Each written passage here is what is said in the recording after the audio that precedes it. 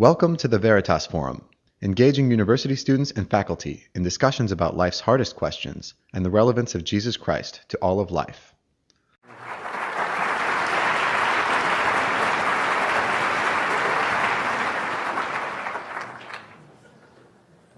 As a member of the faculty here, I'd like to welcome all of you to the UCLA campus and to thank Dr. Lennox for being our guest tonight, and to thank the Veritas Forum for inviting the two of us. I hope that those of you who are in the overflow room can see us well, because I think anybody who looks at the two of us will conclude that this will be a very weighty conversation. With that, I'd like to make two brief preliminary comments, and then we'll get into putting some questions to Dr. Lennox.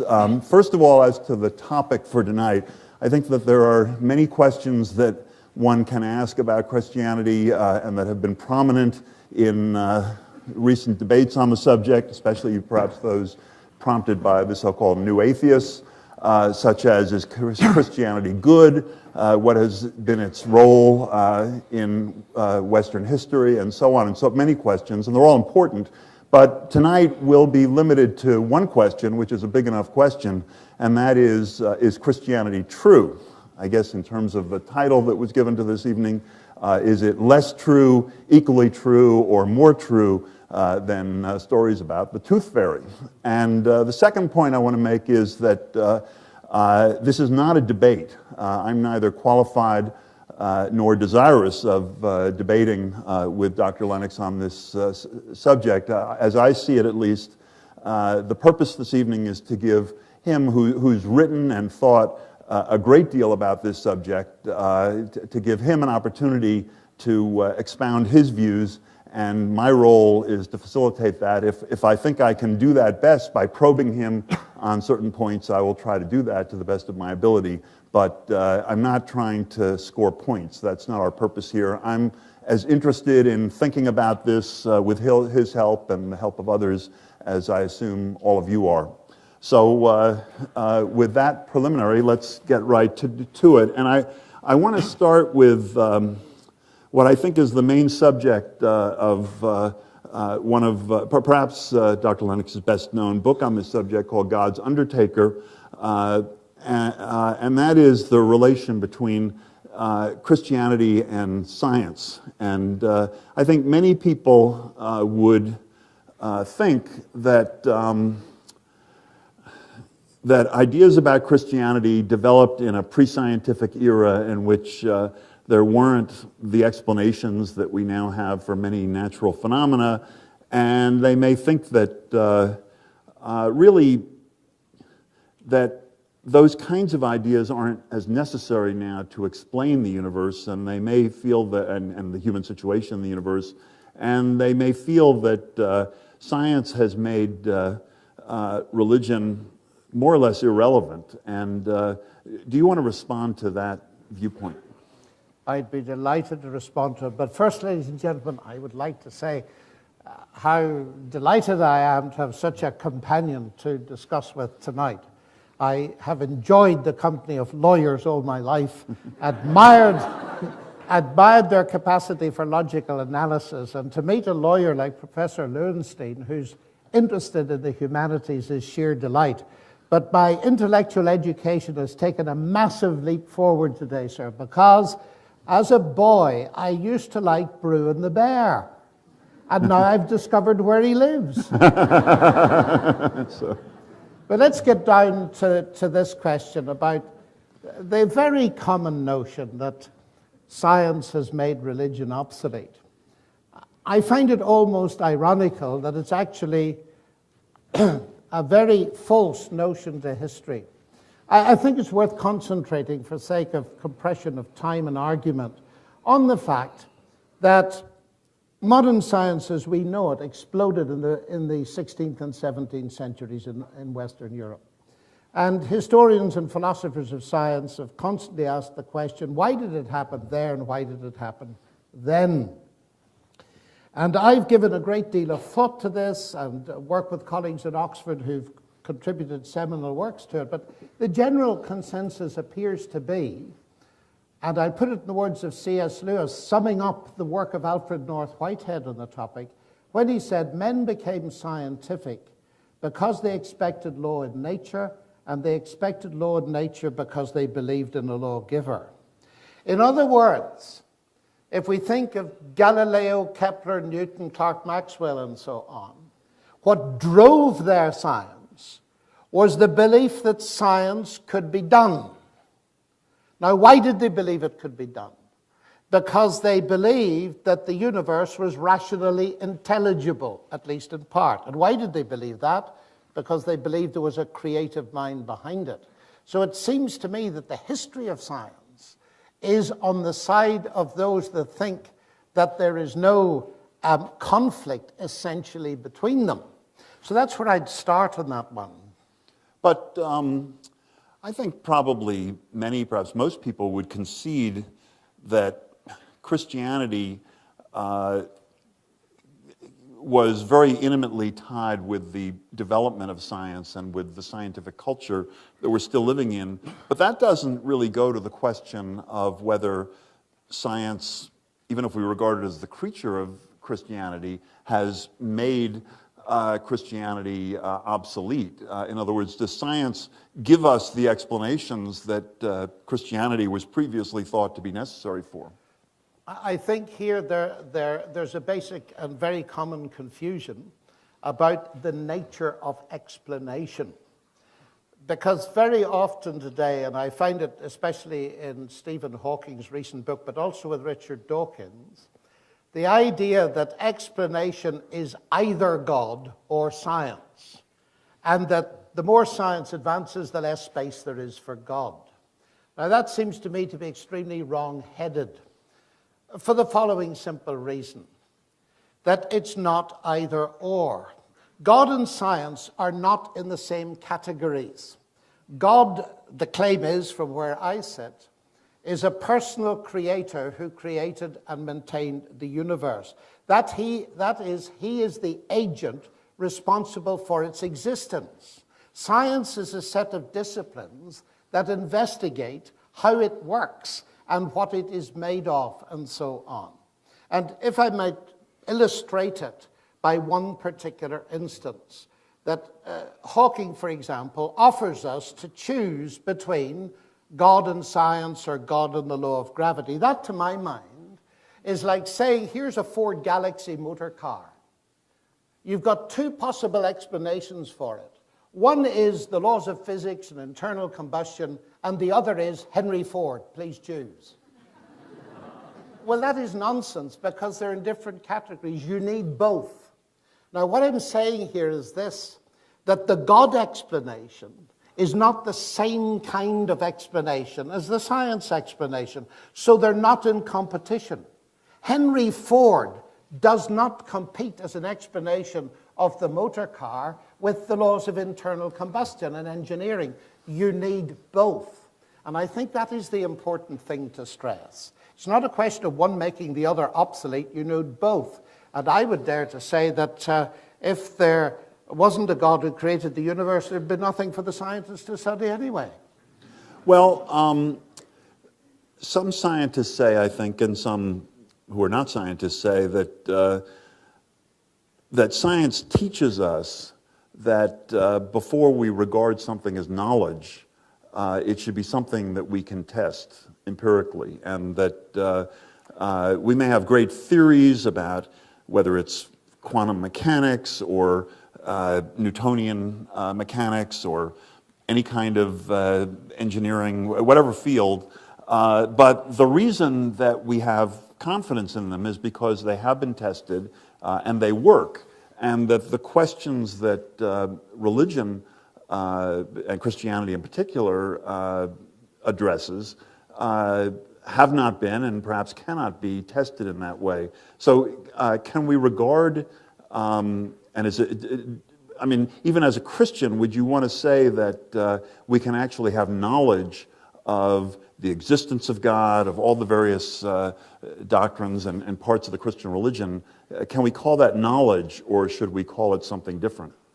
Well, I certainly think we can call it knowledge. It depends what we're talking about. You see, if we take the Bible, for instance, because we're concentrating on Christianity, as you've said, and as to whether it's true, Christianity makes statements, or the Bible makes statements about a whole range of things. It makes statements, not very many actually, about the physical universe. It's not a textbook of science. But we needn't go away with the idea that it says nothing about the universe. Now, for instance, it says there was a beginning. Can we test that? Well, apparently so. Arno Penzias and the rest of them came up with their theory of the hot Big Bang. So there is a testable hypothesis. It's been sitting in the Bible for centuries. There was a beginning. We've now come after a lot of struggle, actually, and I remember when it was done in the 60s. So those are testable kind of things, but I suspect what you may be referring to is the idea that God is not a theory simply, he's a person. And that raises the whole question of whether we can have a relationship with God that can reasonably be described in terms of knowledge. And I believe that is possible. And can we test it? Yes, I believe we can. Because specifically coming to Christianity, the fact is that Christ made certain claims. He claimed that if people trusted him, they would know an experience of forgiveness. They would know an experience of what he called eternal life, that their lives would be changed. I've seen it happen hundreds of times. And I would say at the empirical level, this is very important to me, that not only does the intellectual side of it, if you like, the objective side, the descriptors that match reality in terms of what the Bible actually says about the universe and so on, but the bottom line for me is, does it actually work? Is it testable? And I think it is. Before we leave the subject of science, let me ask you a question that was in my mind. I had a chance to read your book, God's Undertaker, within the last month or two. No, I enjoyed it. I haven't read his books, you see, and I'm embarrassed. Well, you see, that shows how rational both of us are. No, I do it's a very enjoyable book, and I recommend it to anybody who's interested in the subject. I'll just say in passing that in my own thinking about Christianity, such as it is, the question of science has not been a major barrier or a major issue for me, but I do think that it is for many people, and I think it was sensible for you to write that book, and the reason I started with that subject is I think that it probably is important to many of the people who are listening to us. But it seemed to me that there are two ideas, or two, let's say two hypotheses in the book, and I'll call one a weak hypothesis and the other strong. Weak is not a pejorative. In fact, in this kind of academic jargon, it's a good thing, because a weak hypothesis is one that doesn't take as much to prove it. It's easier to accept, and a strong one is one that's harder to prove. The weak hypothesis seemed to me to be, let's say, defensive, defending Christianity against various reasons why science might be thought to disprove Christianity. And the strong hypothesis is perhaps more positive, and saying that the findings of science actually tend to confirm Christianity. And it seemed to me that you're clearly making both of those arguments in the book, but it wasn't always obvious to me how much you're really, how strongly you are asserting the strong hypothesis. So I'd be interested in your talking about how much does science really, the findings of science as you understand them or as properly understood, really further, would you say in a positive way, the case for Christianity? Or if you were trying to get somebody to accept Christianity, to become a Christian, would you want to focus that person's attention a lot on science, or really have the person look at other questions? Not if they were a lawyer, no. I thought I'd not comment on the judgment of somebody who starts out by saying he enjoys the company of lawyers, but I think in the British we expect eccentricities and we tolerate them. Well, let's try and unpack this, because I think there are a number of things that are worth unpacking. We've used the word Christianity, but actually in the world in which I live, initially I'm up against a worldview that dominates the academy, that denies the existence of God. Right. It's not really remotely interested in Christianity. So the first level seems to me to tackle that.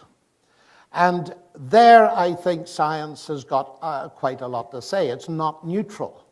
And for me, one of the major arguments is, as I've said, the rational intelligibility of the universe points towards a rational creator. That sits comfortably with the rise of science. So pointers towards God. But I would not claim that Christianity in the narrower sense is derivable from science. Let me put it this way.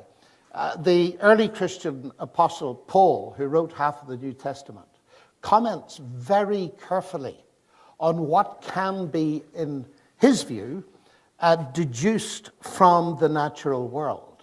And he says, from the beginning of the creation, the invisible things of God are clearly perceived, not proved, perceived, in the things that are made. And then he names them, namely, God's everlasting power and Godhead. Now that second word, Theotokos, I take to mean that there is a God. There's a bit of controversy about what it means, but for the moment, we don't want to get into that. What I would say is that Paul is being very careful. First of all, appeals to me as a mathematician, because it's only in pure mathematics that you get rigorous proof in that sense. But it's perception. It's an informed perception. And he says, as you look at the natural world, you can perceive that there is a God and that he's powerful. He certainly claims nowhere that you can deduce the specific doctrines of Christianity from an observation of the world. But it seems to me this is an incremental type of argument, because in Oxford and elsewhere, I'm confronted not with people who start talking about Christianity. They start off by denying the existence of God in the name of science. So I want to clear that ground away, first of all, in the hope that it will then be plausible for them, at least to take the next step, and that is the step towards considering the more specific claims of the Christian faith. So I think your question is very important. So if let's start with just the question of the existence of God.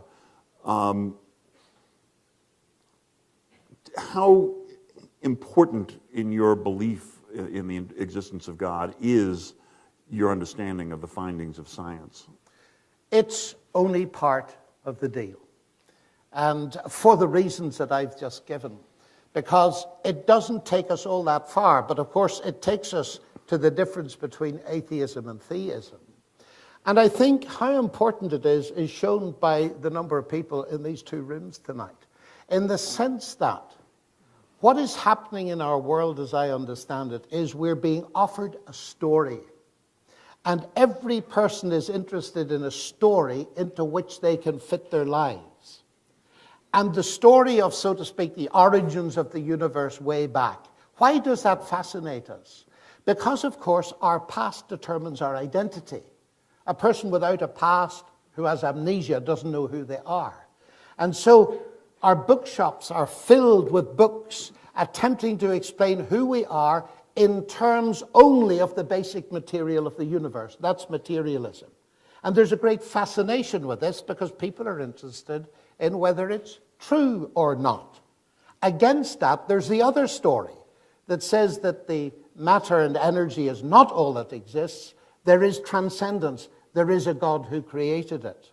And I tend to believe with Augustine, that granted that there is a God-shaped space in our hearts, and we have that sense of longing that there must be something more.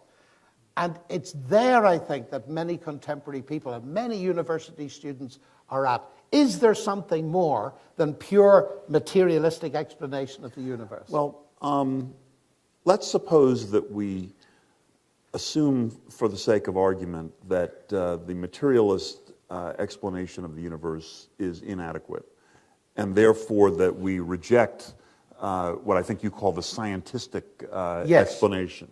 But there are, I suppose, an infinite number of possible ideas that we could have of the universe as something that's more than just materialism. My not very well informed belief is that the great majority of cultures, past and present, have not believed in a materialistic universe, but most of them also have not believed in the monotheistic God in which Judaism, Christianity, and Islam believe. Why should we, what reason is there to accept the idea of a monotheistic God? Well, the first thing I'd want to say there is you are absolutely right. And there are apparently loads and loads of ideas. But let me go back to your notion of testability. The only way I know about dealing with these things, and you being a lawyer will know it even better than me, is where's the evidence? They make claims, all these different philosophies and religions. And here I am faced with a whole series of claims. And in the end, it's a personal question, in the sense that ultimately I have to decide between the claimants. So first of all, I have to decide between if materialism is right or if there's something more. That's stage one. So suppose we're now past that stage. Why should I select a monotheistic God? Well, I would say now, what is the evidence that God exists? Because another great myth that's flying around the place is that if you believe in God, that's faith. So it's believing where there is no evidence. But that's nonsense. Faith, in the ordinary use of the word, it comes from the Latin fides, fidelity, it means trust. And our normal experience of faith in everyday life is a commitment based on evidence. And certainly, I want my commitment to whatever is there to be based on evidence. So what is the evidence coming closer up that there is a personal God, and secondly, that he is the God I believe in as a Christian? Now, I've given one or two indicators that it would seem to be that the idea of there being two equal gods is almost logically self-contradictory. But the big thing that now comes into the equation for me is this. On the hypothesis that there might be a God, we're open to that now, it seems, in our conversation, that there might be a God who created the universe. The next question is it possible that he might have communicated to us in any way? Has God spoken? And that raises the question, of course, of revelation. And you mentioned the three great monotheistic religions. Each of them claims that there is such a thing as revelation, and indeed part of that revelation is common to all three. So there is somewhere that we can begin to start, because let's take Christianity for a moment. Judaism, neither of them claim to be simply a philosophy. They're geared into the story of history. They have a historical dimension. So immediately that shifts the focus from science to another very respectable discipline, and that is the discipline of history. You are quite right, by the way, and I think it's important to flag it up, to mention scientism, the idea that science is the only way to truth. Well, that's logical nonsense, because if I say science is the only way to truth, that is not a scientific statement.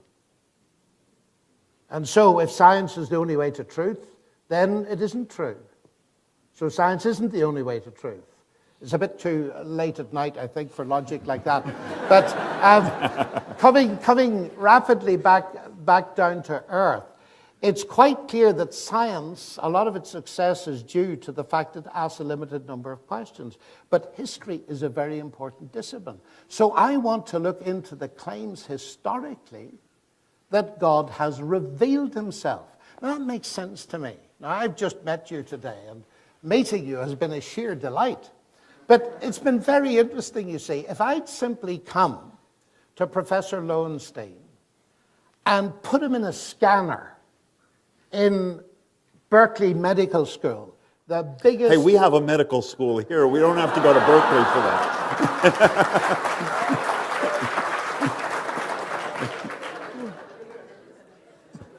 What time is it at night in England? Right, in UCLA Medical School, they've got a better tunneling microscope here. I was just giving Berkeley a chance. They could tell a lot about the activity of your brain, but I could never get to know you as a person. But I'm beginning to get to know you as a person. Why is that? Because you have started... Because you haven't had to look at my brain. No. But you have spoken. You have started to reveal yourself to me. Now, I think this is very important, because very often people say, oh, no, we're not going to start in holy books and Revelation now, are we? Because Revelation is opposed to reason. What absurdity. When Professor Lowenstein began to reveal himself to me today, did I shut off my reason? That's nonsense. I have to use my reason to understand what you say. Now, the central biblical claim is that God has spoken, he has revealed himself. Now, we can assume a priori, if we like, that that cannot and doesn't occur. And of course, many people say, well, of course it can't occur because miracles are impossible. The supernatural doesn't exist because science has proved it. I don't believe anything of the sort. But leaving that aside, I would want then to say, right, let's investigate this claim that God has spoken. Does it make sense? Does it cohere? And here I found that the literary people have helped me, C.S. Lewis in particular. You remember that wonderful statement he made, I believe in the sun, not so much because I see it. It's dangerous to look straight at the sun, especially in Los Angeles. Well, it's gotten better since I moved here, because now we don't have as much smog covering up the sun as we did when I moved here. I believe in the sun, not so much because I see it, but because in its light I see everything else.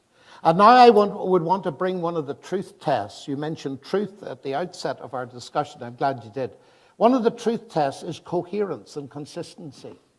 And what I have done really in my life, you've asked me how do I know, and it's a bit personal. Do you mind if I answer it personally?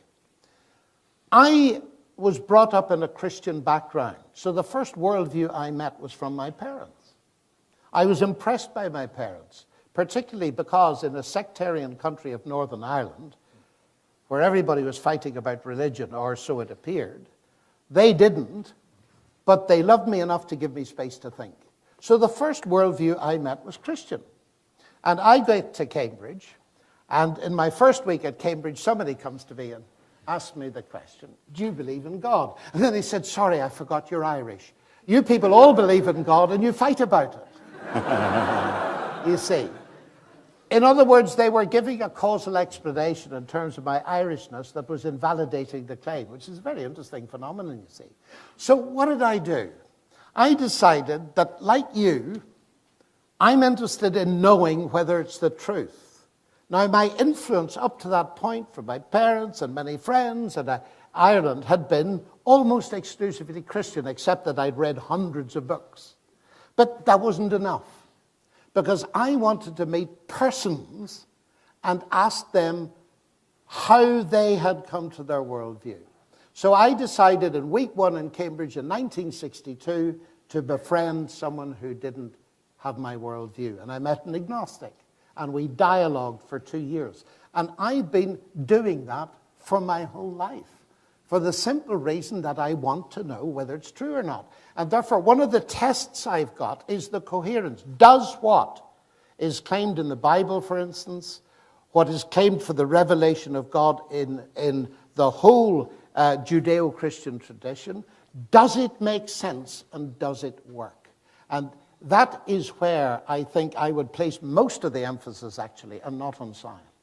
Well, let me go back a minute, because I take your point that There may be deficiencies in trying to look at this question too abstractly. Yes, and there you're are. saying that your thinking has been shaped very much concretely by your own experiences, and particularly your own dialogues with many, many other people. And I don't mean to, I mean, that makes sense to me. But nevertheless, I'd like to step back for just a moment, because, I mean, I think it would be silly to say as an a priori matter that it's impossible for God to have revealed himself through the Bible or in any other manner. I mean, that seems to me to be pretty clearly a contingent question that can't be resolved a priori in one way or the exactly. other. But there are other questions about revelation, especially how do we know that this really is a revelation and not something that a lot of people have believed falsely to be a revelation. And I don't mean to belittle that, but I would just like to ask the question first, how far can you get in a belief in God prior to revelation? Is that a clear question? Oh, and a very clear question. Well, in one sense, not at all, because I believe that the universe is part of God's revelation. We often call it a general revelation, but I think you mean it more specifically. Yeah. So I think you can get quite a long way. And a lot of that would be science or literature, the sense of longing, and so on and so forth. But to come to the heart of this actual question, because this bothered me, you see. You believe it because you're Irish. They're great storytellers in Ireland. And how do you know it's not all made up, and so on and so forth? I would want now to zero in on some of the actual specific claims that are made by the Christian faith. Now, you know as well as I do that the central thing that burst on the world in the first century was the startling notion that Jesus Christ had risen from the dead. Now, of course, that will send Richard Dawkins into orbit. It's a kind of miracle in itself. I was just, that's why I stopped. I thought I was in danger of going in the wrong direction, but never mind. It seems to me that here is something enormously important, because the central claim of Christianity is that God became human. It's not simply that he revealed himself in terms of the prophets like Jeremiah and Isaiah, and he spoke to various people, or and so on. But that God coded himself, if I use the modern terminology, that God coded himself into humanity. And because we are humans made in the image of God, we can understand a human. So this incredible claim, and of course, well, it's not incredible for me, but you know what I mean by incredible. This staggering claim that God became human. The biblical claim is that the evidence for that par excellence is the resurrection of Jesus Christ from the dead. And therefore, we now have a concrete historical instance that we can investigate, not in the strict scientific sense of, oh, let's repeat history and see what happened, because we can't do that, but we can do something near to that. We can conduct a forensic examination. I mean, the detective cannot repeat the crime to see who the murderer was, but he conducts a forensic investigation of the evidence to try to get near what's going on. And very, very early on in Cambridge, I remember listening to a very distinguished professor of Islamic law, Professor Sir Norman Anderson, who was a Christian, and he came to lecture to us in Cambridge. And I remember a very gracious, brilliant man. And as a lawyer, now I'm now explaining to you why I rather like lawyers, you see. But I'll have to do this. As a lawyer, he said, let's have a look at the way in which I would handle the case for the resurrection. Now, we sat spellbound as this man, who was one of the most distinguished lawyers in Great Britain, Sir Norman Anderson, took this case apart and started saying, okay, let's assume it didn't happen. Christianity explodes from Judaism. That has got to be explained. How are we going to explain it? Now, I haven't time to go through the details tonight. Many people have done it. But I remember as an undergraduate being massively impressed by this because he was bringing intellectual rigor to an event that was the pole event for the Christian faith, and claiming that after a lifetime study of law, he felt this event was one of the best attested events he'd come across in history. So that, to my mind, makes it even more concrete. And so I would go there. I go there, of course, because when the Apostle Paul faced the Greek world, the intellectual world of the New Testament in Athens, they, of course, asked him about his belief. And he talked about creation and so on. But the climax was when he said that God has appointed a day in which he's going to judge the world, and he's shown by the man whom he has demonstrated by raising him from the dead. And what interested me was the fact that many of the audience laughed at that point, as Luke records. They laughed because Paul was saying, anastasis, resurrection, standing up again. Now, many Greeks believed in a survival of the soul. That was a respectable doctrine. But none of them believed that a dead body could stand up again. So that teaches us that right at the heart of Paul's message to the, if you like, the intellectual world, was his unashamed claim that Jesus Christ had risen from the dead. And I think that's the heart of the business. Now, I know, of course, what happens immediately, and I see the shadow of Richard Dawkins almost in the room coming to say, but that is absurd because David Hume showed long ago that miracles are impossible. Well, that's why I revised my book to write a chapter at the end to show that David Hume was wrong. But that's another story. Well, that's what I come to. I don't know how you would show that miracles are impossible, but I can certainly imagine people believing that they are highly improbable. Oh, yes, they are. Otherwise, they wouldn't be miracles. Yeah. So let me... But that's actually an important point. That's an important point. Because you were saying Christianity arose in a pre-scientific age, do you remember? And this is one of the arguments, that it arose in an age when people didn't understand the laws of nature, and of course they could believe in miracles all over the place. That's nonsense. People knew then, as much as they know now, that dead bodies don't rise up. That's why they recognized it as a miracle. But David Hume, if I might say a word, it'll only take a few seconds, was wrong. And before he died, I had a long chat with Anthony Flew, the world's Hume expert, who changed his mind and told me, after a lifetime of writing books on Hume, that Hume was wrong on this. Hume was wrong for a very simple reason. He claimed that miracles were violations of the laws of nature. And that's nonsense. And C.S. Lewis illustrates this beautifully. You imagine me going to my hotel tonight, and I put $100 in one drawer, and I put $100 in another drawer. That's $200 by the laws of arithmetic, yes? I wake up in the morning, and I find $50. What do I say? The laws of arithmetic have been broken? No, I say the laws of California have been broken. You're not familiar with our system of taxation here, apparently. Oh, yes, I am. I'm still trying to get a TIN number.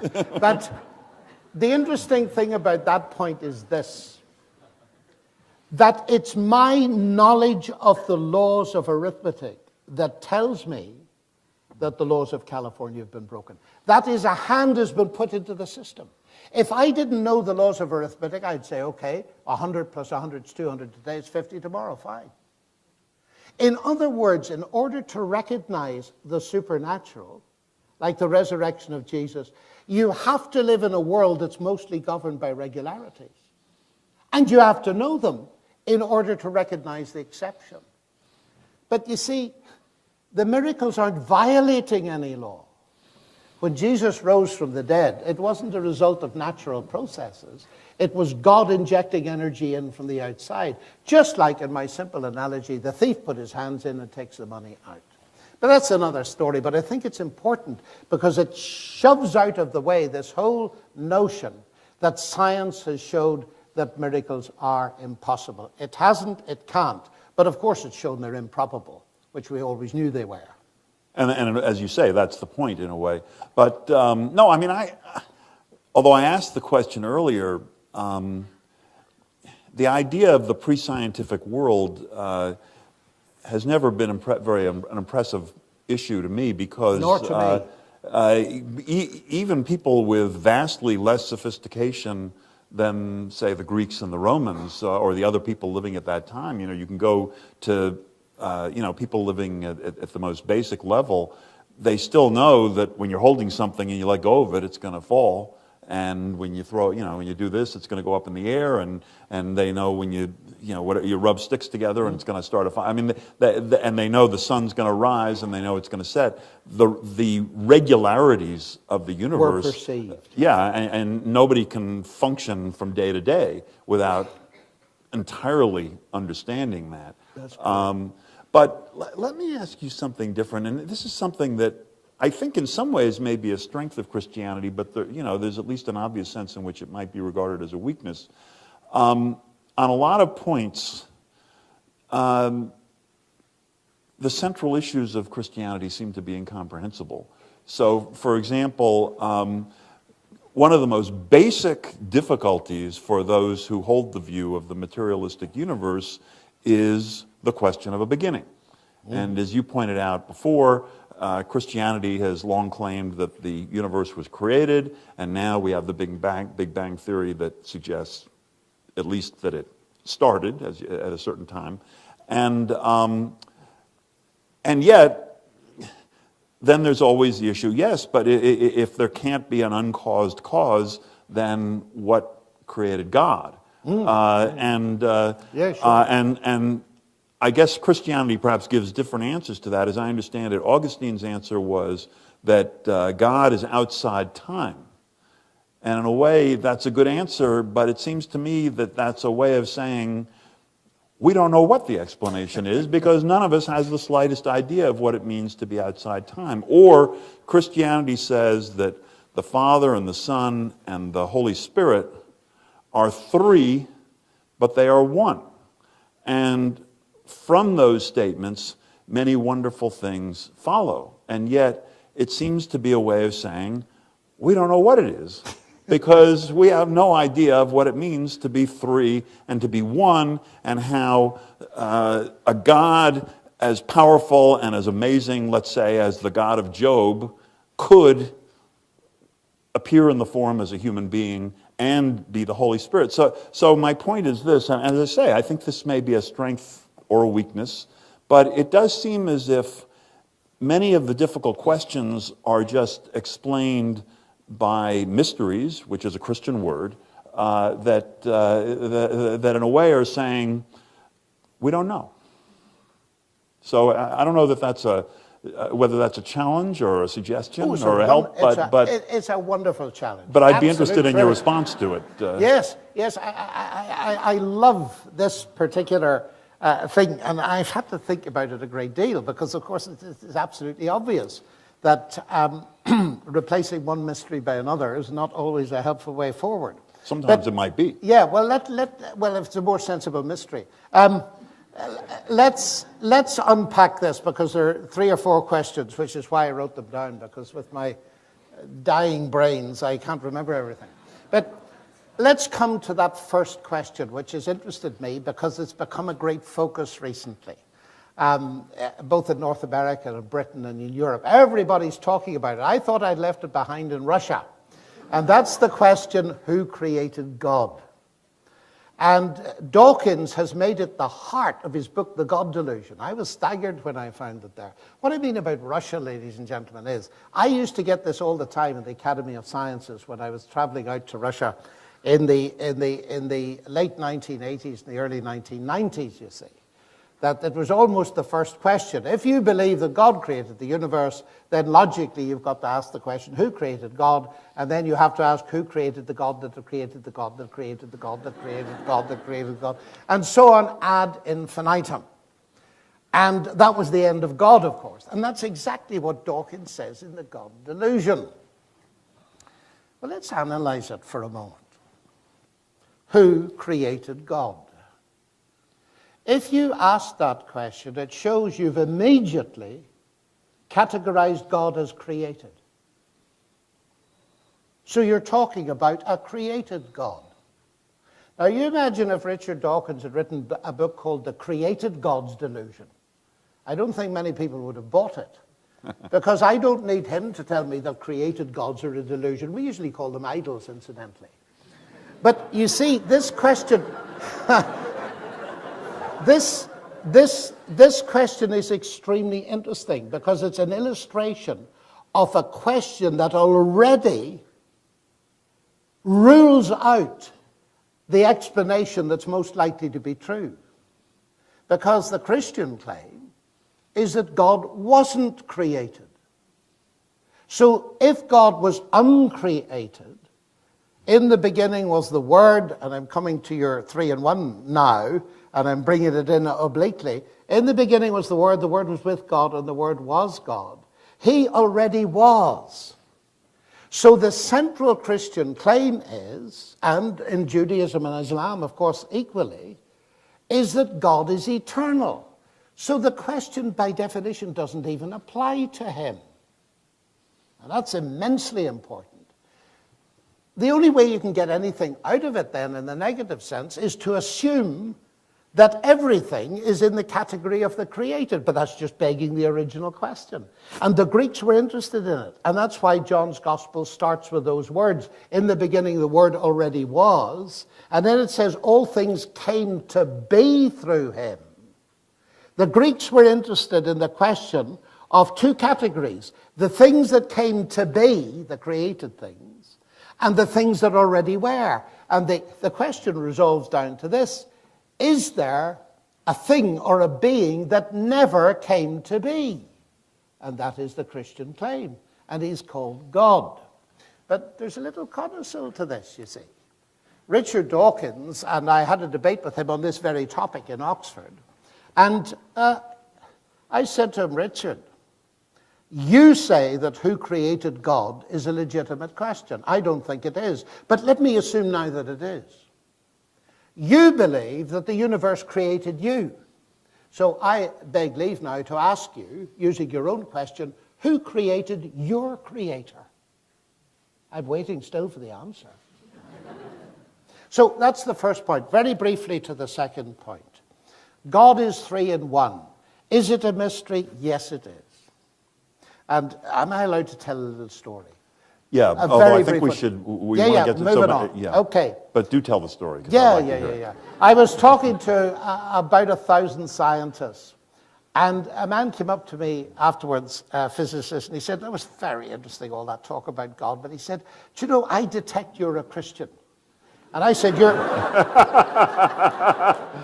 Very astute gentleman. Yeah. Well, that's what I said. I said, you're pretty sharp. And he said, come off it, he said. Now look, as a Christian, you're obliged to believe that God is a triunity.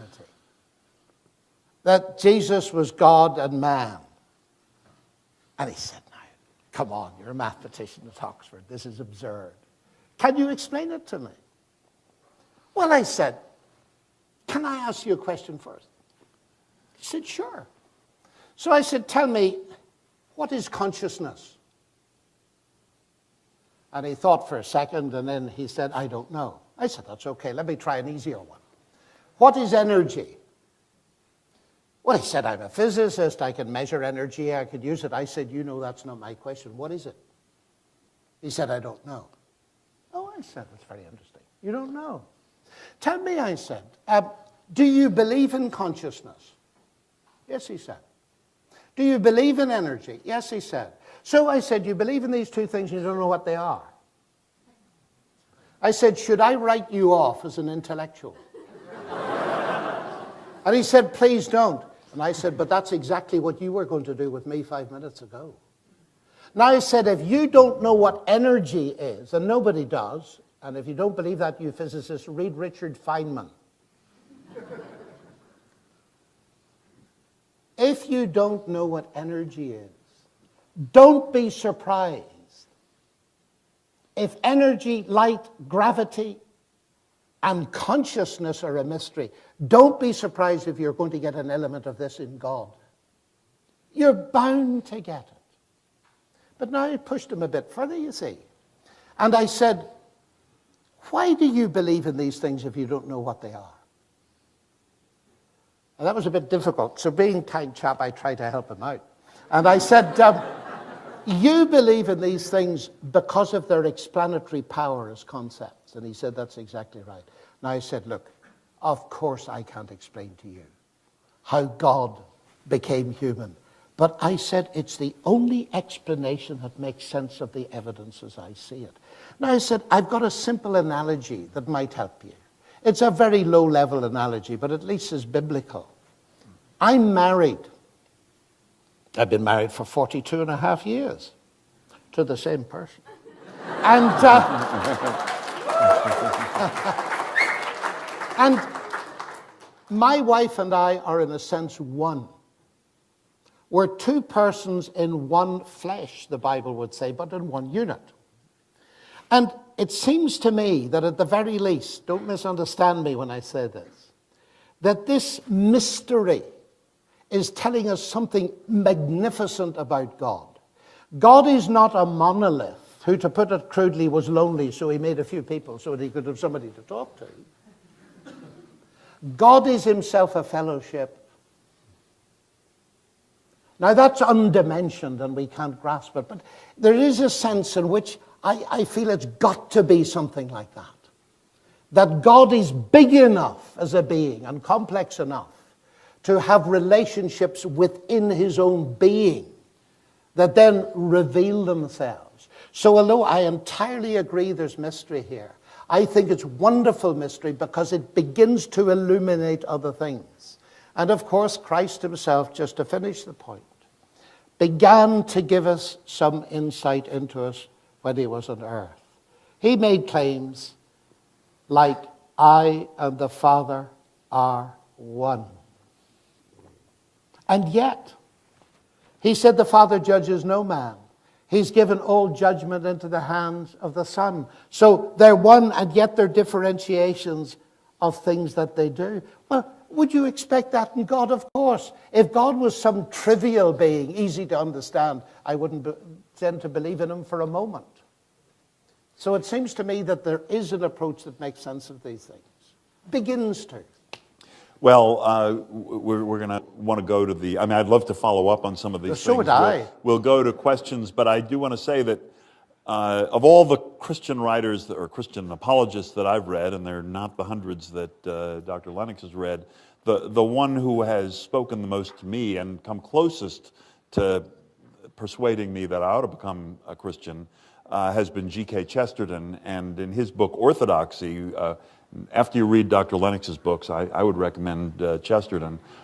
In his book, Orthodoxy, he talks about the symbol of the cross, and he says that this is a good, he thinks it's a good symbol of Christianity because at its center there's this clash that makes it somewhat contradictory or incomprehensible, but that because of that, the arms go infinitely out in all directions, and that they sort of provide a straight way that gives good resolutions to all the problems that we need to deal with as humans, despite this clash at the center. And it's a typical, I think, wonderful Chestertonian comment. I will want to subscribe to that too. You know, I'm so glad you ended with the cross, because we haven't mentioned it yet. And if I were to say, what is the biggest thing in my Christian faith? It's precisely that. It might be strange for you to hear an Oxford professor say it, but the biggest thing in my life, ladies and gentlemen, is that God loves me. And that God has done something through Christ on the cross that brings forgiveness and peace with God and gives me a certainty and a meaning for the future. And I like your image very much from Chesterton of the things stretched out wide. The cross only makes sense if Jesus is God. It makes no sense if he isn't. So hence the resurrection is so important to direct our minds to ask the big question. If that is God on the cross, what's he doing there? Now, the procedure that Dr. Lennox, this is the avant-garde, fresh over from Europe, that he would like to follow, is that we're going to get all the questions, including the 6 from in here, and we're also going to get some questions in writing that are going to be brought in from the people in the overflow room. And John, we said we were going to do first names, and I completely forgot about that. So John is going to, now that we've gotten to know each other, John is going to take all the questions, write them down and assimilate them, and then he's going to answer them in total in the order that he thinks will work best. You state that your main evidence for the truth of Christianity as opposed to other religions is on the basis of personal experience, and the question is, does it make sense and does it work? How is it that these lead you to believe in Christianity when followers of other religions have the same experiences?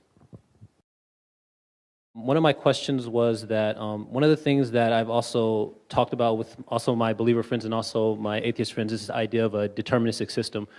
What I mean by that is that if God already knows a priori that who's going to accept him, is there an idea of choice basically involved in believing in him? So basically the idea is that is it God who predetermines who is going to choose him, or as us, do we choose God? And that's kind of been on both sides of the argument that I've been thinking about. I was just a little lost. I was wondering if you say there's proof for God, or if you mentioned a lot of different things, but could you maybe make like one argument, like say if you were going to convert someone, say this is the proof, absolute proof for God, or if you can even do that? You were speaking about Paul talking about the resurrection and what an astounding claim this would have been, and using this as sort of one of your central arguments for the proof of Christianity, and this is part of the widespread belief in it. But we have multiple instances in the Gospels of the Gospel writers seeking to identify Jesus as a fulfillment of the prophecies that came before, and there is large bodies of Jewish theology before Jesus that deal with this issue of the raising of the dead. And isn't it more plausible that perhaps Jesus' message spread the way it did because of its concerns with social justice and not so much because of this issue of the resurrection? Dr. Lennox, it's an honor to have you here. Thank you very much for coming. Pleasure. One thought I had when you brought up the example of Henry Ford is that because we as human beings give laws and govern ourselves and we design things, we know no other mind than our own, and we know no other consciousness than that which we experience. Is it possible that it is a human fallacy that we implant a mind similar to ours on a supernatural entity? I was told to limit it to 5. I'm going to go to 6 and take the next person after you, because I'd like to have at least one question asked by somebody who looks like he might be more than half of my age. But I think we should hold it there, because we have, I think we're going to have some questions coming in from the overflow room too. So thank you, but I think we just need to cut it off. Hello, my name is Elliot. You've alluded both to the nature of explanations and solving one mystery with another. In what sense, if you're going to posit God as the creator of the universe, that raises the additional question of what it means for an atemporal being to create something ex nihilo. In what sense is saying God created the universe, but I don't know what that means, a better explanation than saying cuckoo could chew, but I don't know what that means? Sorry, could you repeat that last phrase? How do you spell cuckoo cuckoo? Yes. My name is Douglas. I wonder if you could say a little bit more about Hawking's claim that the universe began. Hang on just a second. He's still writing cuckoo cuckoo. Yeah, I've tried 6 alternative spellings. We're going to set it to music, and that'll make it easier to remember. Okay. I wonder if you could say a little bit more about Hawking's claim that the universe began itself. I'm not sure. Is a duck going to come down with the questions from the overflow room, or are they going to come in? Is there anybody who knows? You have to be more than half my age to know what that's a reference to. That's the old Groucho Marx program. Do you want to start with these, and if we get some others, we'll take a look at those as well? Yes, sure. Well, let's have a start. And of course, this is a Q&A, and you'll rapidly fathom my ignorance if you haven't fathomed it already. But we'll have a little go at these things. Resurrection I've used as a central argument, but of course there are other arguments such as the fulfillment of the prophecies. And that's absolutely right, but that would be a separate discussion. I myself do believe that some very powerful evidence for the truth of Christianity proceeds from the Tanakh, or what we call the Old Testament, and particularly the whole prophetic tradition of Judaism. And some of those prophecies that were stated centuries before Christ, particularly by Isaiah, for example, and then earlier Abraham, I do believe they have very powerful evidential value in supporting the truth of Christianity. In particular, they were already there to explain the significance of the crucifixion and the meaning of the death of Christ. But your question was, isn't it more plausible that Christianity spread because of social justice than resurrection? I would say that's equivalent to the question, which of the two wings of an eagle is necessary for flight? In other words, it seems to me that Christianity spread because it had a powerful base in that its leader had risen from the dead, and that relationship with him, this is the claim, and I've experienced it in thousands of other Christians as well, meant that they received a new kind of life that gave them moral power, and therefore alerted them internally to social justice and questions of justice. And I'm glad you mentioned it. I think one of the very impressive things in history is, I was just thinking and reading about William Wilberforce recently, and saying, of course, that is a phenomenal thing. But one of the questions I have that's related to this is, where does the power come from to live morally? So for me, there's no contradiction in what you say. It's both and rather than either or. Just might want to explain, William Wilberforce was a Christian. I don't think he was a minister, but no, he was a minister in the government. Minister in the government, but a deeply believing Christian in the 18th century who almost single-handedly, I mean that's an exaggeration, but was the driving force behind the movement against slavery that ultimately ended the slave trade in the world, and to the extent that it has been ended slavery in the world. Sorry. Well, let me come just to the nature of explanation one, the more scientific ones, and then we'll get to the one that came from the Skeptic Society, which interests me greatly. In what sense is saying God created the universe, but I don't know what it means, any better than saying kuka kuka chuk? Which clearly is a language spoken only on the UCLA campus. Well, I never said that God created the universe and I don't know what it means. I don't know all that it means. But I've certainly got a lot of ideas on what it means. And so have you. Notions of creation are not unfamiliar to us. And although we cannot necessarily extrapolate upwards to God and understand all of the aspects of it, to say that I didn't know what it means in any sense whatsoever would simply be false. So I think that the question in that sense is invalid. It is much more than kuka kuka chuk, unless kuka kuka chuk actually means, when you translate it, that God created the universe. I think he's actually probably from Berkeley. That's their language. So. Here are the other questions if Yeah, you yeah, want to yeah, take yeah. a look at them. Okay. Should I read them out loud so that people, maybe we should do that. Yeah, we can do that. What type? You read wanna them. do- okay. No, you read them. Yeah. All right. One of them says... And then set them down here so I can read them. Yeah. Evolution from a scientific standpoint is a fact.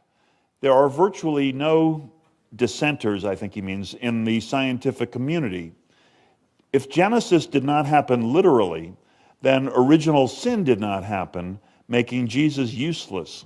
How do you rectify this? I think maybe it means how do you reconcile your beliefs? I know exactly what it means. And the other questions are shorter than that. The next one is, what type of evidence would convince Dr. Lennox that God isn't real? I think that's a good question. It is. I don't mean, I think all the questions have been good questions. I'm very judgmental, but not in this setting. It's not my role tonight. If there is a God, why are there bad things happening in this world? And the last question is, we believe in energy because there is physical evidence for it. Is there physical evidence for the existence of God? Okay, well, let's have a look quickly. How long have we got? Midnight? These are very interesting, but I must be true to the skeptics up here because we did promise them, and I've got so many friends that are skeptics. Actually, skeptics, I'm a skeptic. I've spent my life being a skeptic, but I'm very skeptical about some skepticism, but that's another matter. One of the questions, I think two of you asked questions, and one of them had to do with the truth of Christianity vis-a-vis other religions when they have the same experiences. Now, I think I understand what you mean, but I would very much question having the same experiences, because I meet some religions where the notion of knowing that you were forgiven would be almost a blasphemy and being certain of it, so that they would not claim to have those same experiences. But I think really behind this question is a very important question, is that we're in a world with different religions, and how can I possibly advance the truth of one? Well, it seems to me in the end, skeptic as I am, I have to ask for evidence. Now, I constantly am talking to, particularly to my Jewish and my Muslim friends, of whom I have many. And one of the things, and I was talking to a Muslim friend just the other day, and he said, of course, he said, we disagree about some matters of history. And I said, we do indeed. And it is the fact, ladies and gentlemen, it is simply the fact that Judaism believes that Jesus died and did not rise. Islam believes he didn't die. And Christianity believes he both died and rose again. They cannot all three be true. And they are matters of history. And what I would say is we have to decide, and it's our personal decision in the end, on the basis of the evidence as we understand it, which one we believe to be true. So I think there are ways of dealing with these things. But one thing I would want to say is this. We must be very careful to distinguish two things. Because you will find that religions around the world have got many major elements in common as well as many differences. And it seems to me that in our society we need to recall some of the common elements, and those elements are to be found in our basic morality. You will find the golden rule, do unto others as they would that you do to them, in every religion and philosophy, including Roman pagan religion. And I think it's very important to show mutual respect to one another on that basis. I am making no moral critique of what my Muslim and Jewish and so on friends about their morality, but they agree with me that there are these fundamental differences, and so the only way, we can't resolve the differences, that would be absurd.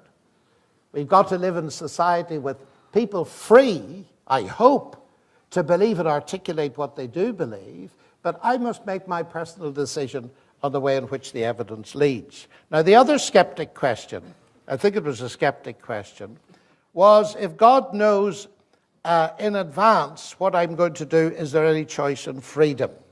And this question, of course, has been debated for centuries, and I'm now about to give a lecture lasting 1.5 centuries. No, I'm not. Because there are immense problems in understanding God's relationship to time.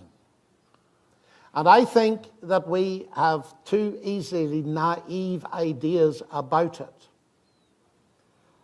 Why should we assume that God's knowledge of something causes it? I see no reason for doing that. Now, we can debate this from now to midnight until tomorrow, and we'll still discover there are differences of opinion. So what do? Well, as a Christian, I try to see what the biblical claim is. And it seems to me it has two halves. First of all, there is a real sense in which God knows. Secondly, there's a real sense in which I have real choice. Indeed, I do not see it as possible to have such a thing as love in a universe which is deterministic. And that seems to me to be immensely important. The big thing about my marriage is that I chose my wife. I know why I did it. She chose me. I wonder why. But that freedom of choice is what makes love possible. In a deterministic world, love wouldn't be possible. So I might be very naive. I discover a world in which there is love. So I conclude absolutely directly that whatever it is not a deterministic world in the fullest sense. The next question was, is there an absolute proof for God? Well, I did try to say that you only get proof in my field of mathematics in the rigorous sense. In all other disciplines of science and elsewhere, we can only give evidence, pointers, and so on. I said only, but I came here on a Boeing 747. I trusted my life to it. I hadn't absolute proof it would get me to San Francisco. I can't prove to you that my wife loves me, but I'd stake my life on it because I feel there is enough evidence. So it seems to me that there is evidence. Now you say, what is the proof that you would use? Is there one proof above all others? No, there isn't, because we're all different. And we all come to this in different ways. So arguments, you heard Professor Lowenstein say that earlier, that it's not the science that would appeal to him so much as something else. So I have no sort of, here's the argument, so to speak. Everybody's different.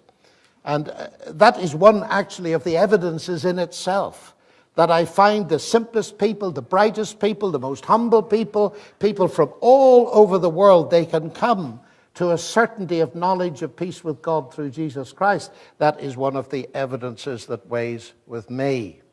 Now there was a Hume question. I'll come to that in a minute. We design things and so on. Are we in danger of imposing design on the universe? Well, we could be. And Hume made this point. But quite frankly, I would prefer an explanation that makes sense than one that doesn't make sense. What I mean by that is this. There is evidence of designing intelligence in the universe. Now, in my book, I write about it. One of the evidences to me is the longest word. We talked about cook-a-chook-a-chook. But there's a much longer word than that. It's the DNA code of the human genome. Now, whatever processes, natural processes were involved in that, it is a text. And the moment we see a text that is meaning, 4-letter alphabet, 3.5 billion letters long, all in the right order, the moment we see a text, we infer immediately upwards to intelligence. 3 letters of your name written on the sand on the beach in California here will indicate to you that a mind has been behind it. Now, if you say, that's imposing something on the universe to look at the universe like that, I say, well, half a minute. It makes sense to ascribe such a text ultimately to a mind. It makes nonsense not to. Because the idea that an unguided, mindless process can produce a text flies contrary to everything we know. Now, that's not an up-down argument. But as I would say, I would prefer an explanation that makes sense to one that doesn't. Okay. What will I say about Stephen Hawking and the universe created itself? I've written a book on it in the last 2 months. It's called God and Stephen Hawking.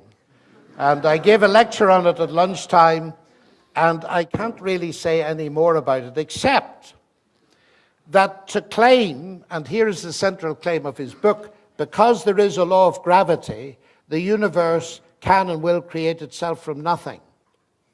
I think that sentence, that statement, contradicts itself at 3 distinct levels. I'll just give you one of them, the one that's focused by the question. If I say X creates Y, the words mean that I need to presuppose X to explain Y. If I say X creates X, it means I'm presupposing X to explain the existence of X. And that's nonsense, even if you set X equal to the whole universe. So I think Hawking is actually talking nonsense. And it just goes to show that nonsense remains nonsense, even if somebody very highly intelligent speaks it. Now, let's see how we're doing. We're nearly done, I think. Evolution is a fact. Well, now I'm going to be really controversial. I would want to say what you mean by evolution. What Darwin observed is one thing, but that mindless, unguided processes are responsible for everything is another thing. But you can have a look at my book, but the question is really geared to this. If Genesis is to be taken literally, and now we come to it. Now, I'd love to be able to spend a long time on this. This notion of literal is a very misleading notion. It has 2 meanings, actually. When the ancient thinkers like Augustine talked about, well, he wrote a book on the literal interpretation of Genesis. But he didn't mean literalistic. By literal, he and the later reformers meant that you take a statement in its natural meaning. So if it's base level literalistic, let it be. Israel was a land. Okay? But go the next bit. Flowing with milk and honey. What? When the Israelites came into the land, they met a great sticky mess of honey flowing down the main street. Well, of course not. It's a metaphor. It's a metaphor, though, for something real. And C.S. Lewis, I do wish they'd teach English grammar these days in schools. C.S. Lewis taught me a great deal. And the big thing he taught me about this is that just because a sentence has a metaphor in it, it doesn't mean that something real isn't meant. And people say to me, do you take the Bible literally? That's a meaningless statement. Let me put it this way. Jesus said, I am the door.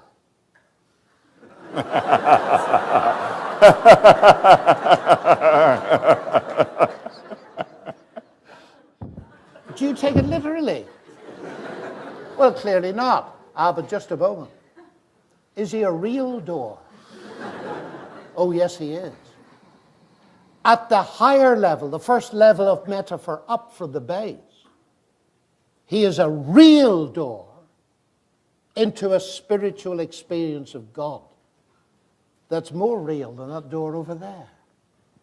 You see, we make a mistake when we think that metaphors mean that it's not real, but that's foolishness.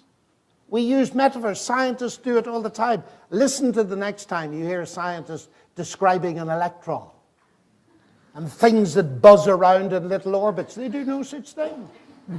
And so on. But anyway, I leave that. But I have actually written a book on this because I've got very concerned about it. And it will appear at some stage later this year. It's called 7 Days That Divide the World.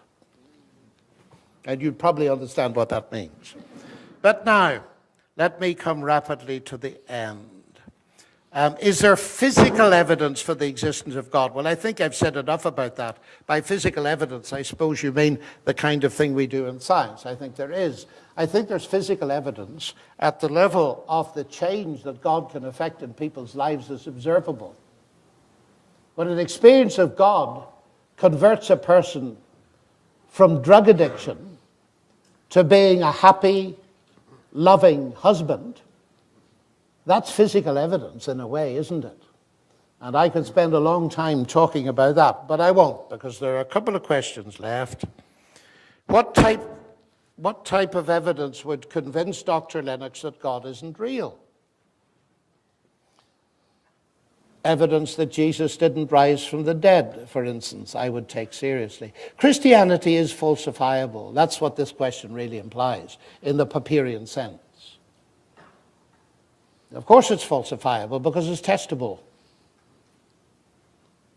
Mind you, having lived for all the great number of years I have to constantly testing my faith, it would take an enormous amount of evidence.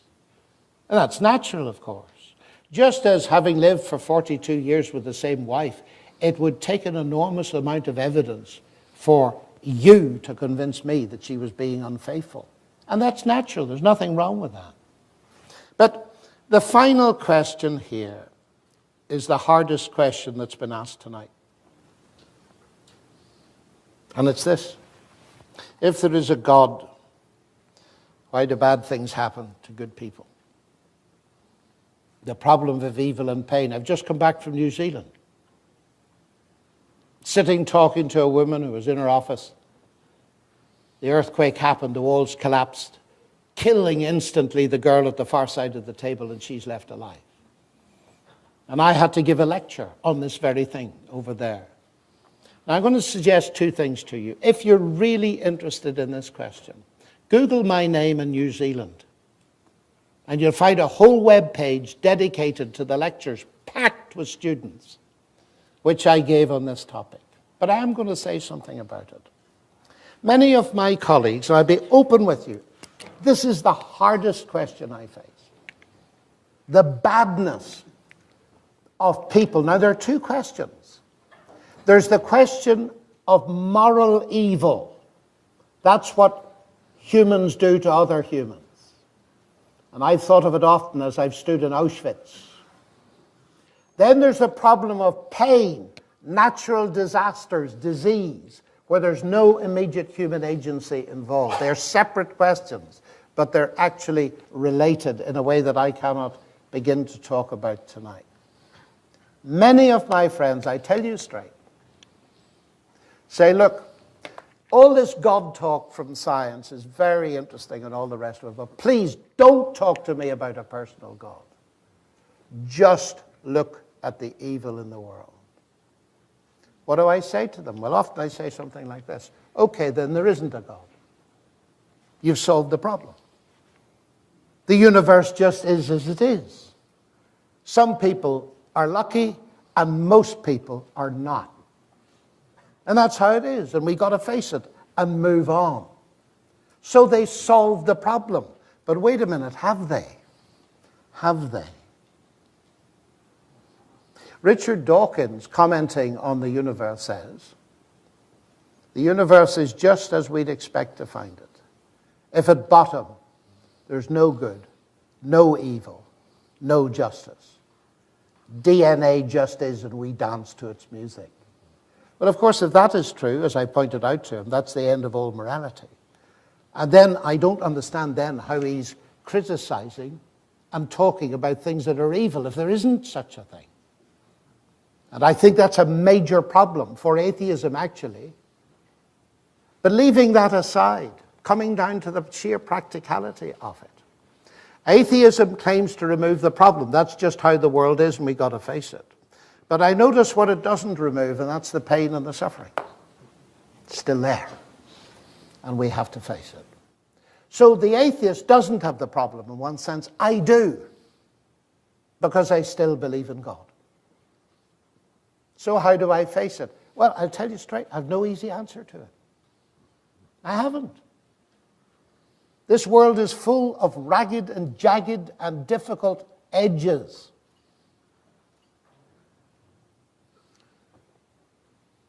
But I don't despair, and I'll tell you why not. I can't solve the problem of evil. I can't. So I asked myself another question. Granted, there are jagged and ragged and raw questions, particularly for people who are suffering from earthquakes and disease. And there are inner earthquakes as well as outer earthquakes, you know. Get a brain tumor, and that will affect you as much as an earthquake that shifts the tectonic plates on Earth. I asked myself this question, ladies and gentlemen, and very seriously. Is there sufficient ground to trust God, granted that the universe is as it is? And that brings me back to where Professor Lowenstein ended the first part of our time together tonight. If that was God on the cross, ladies and gentlemen, what does it tell me? It tells me many things, but it tells me one in particular, and that's this: that God has not remained distant from the problem of human suffering, but has become part of it. It's there, I see, a window into hope, because the cross was not the end. It led to the resurrection. But there we've got to leave it. What a wonderful audience you've been. And secondly, I want to say that this, for me, has been one of the most enjoyable public discussions I have ever had. And it's thanks to our moderator, Professor Lowenstein. And I want you to show your appreciation for what he's done. Wow.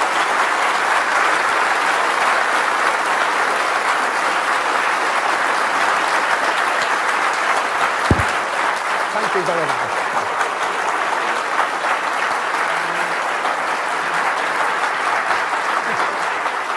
Now, I hope we'll get a round of applause that will put that to shame in a moment.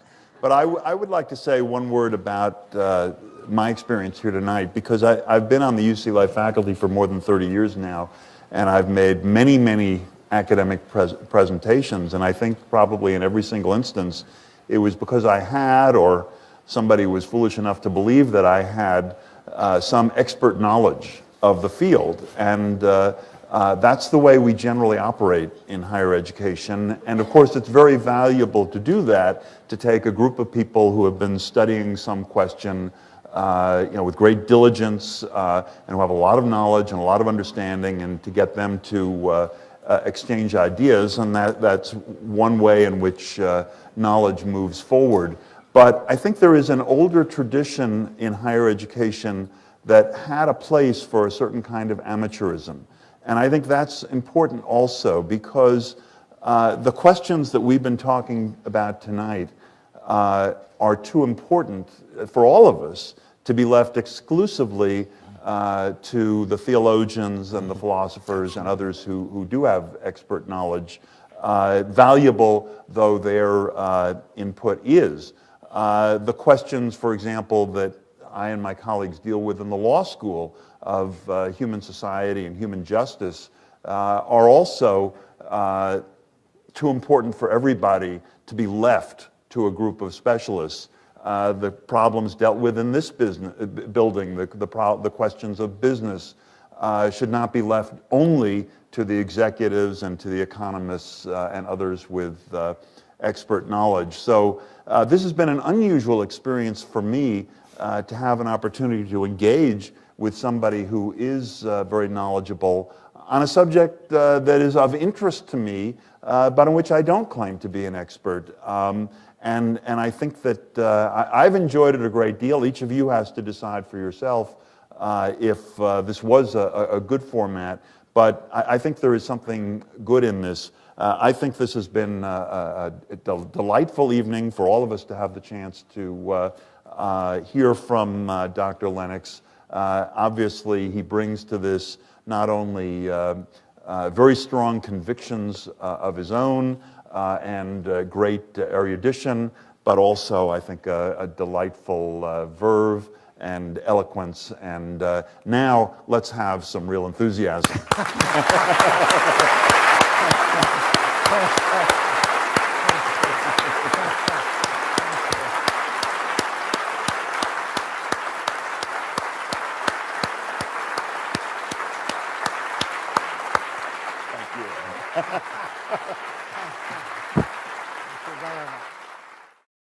For more information about the Veritas Forum, including additional recordings and a calendar of upcoming events, please visit our website at veritas.org.